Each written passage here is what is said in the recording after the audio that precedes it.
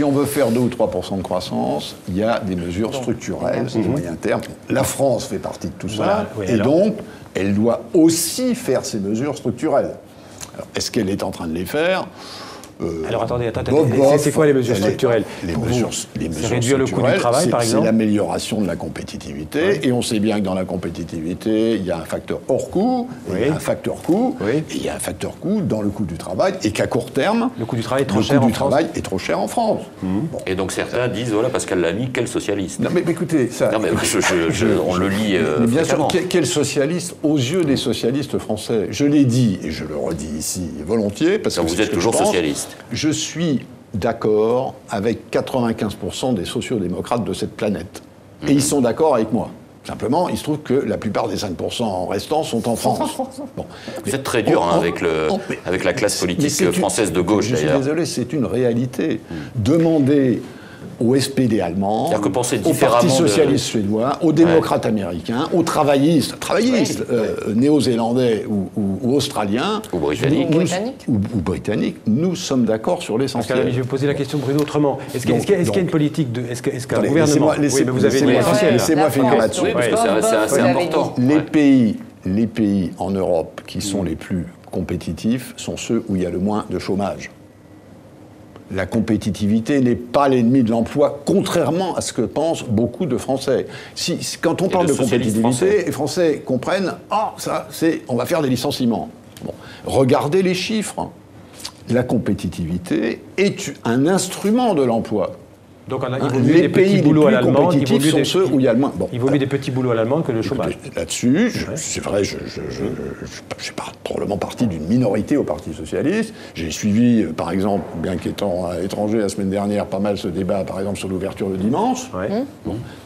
Personnellement, je trouve ce truc absurde. Vous êtes pour l'ouverture le dimanche? Mais bien sûr, je trouve qu'un boulot à 10h du soir, c'est beaucoup mieux que pas de boulot. D'accord. Et qu'on est à un niveau de chômage, et j'aurais peut-être pas dit ça, je ne dirais peut-être pas ça si le chômage était 4 ou 5%.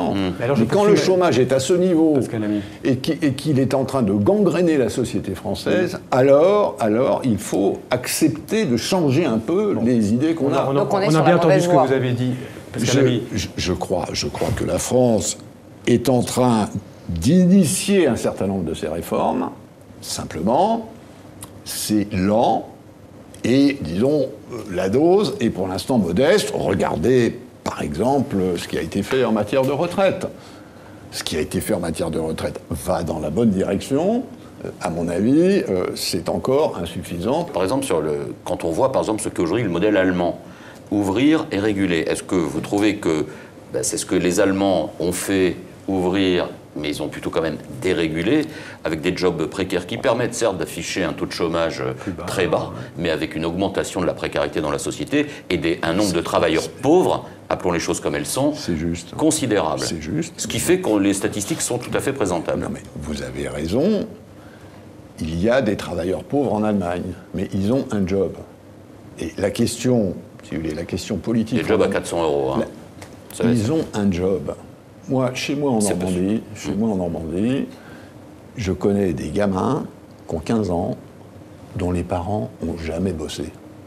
Et là, quand je discute avec eux, on n'est pas sur la même planète. Ça, c'est fondamental. On ne peut pas garder 10% de chômage pendant 10, 20, 30 ans. C'est un truc qui est en train de casser la société. Et en Grèce, on est à 50 ou 60% des jeunes qui n'ont pas de travail. Et quand j'étais...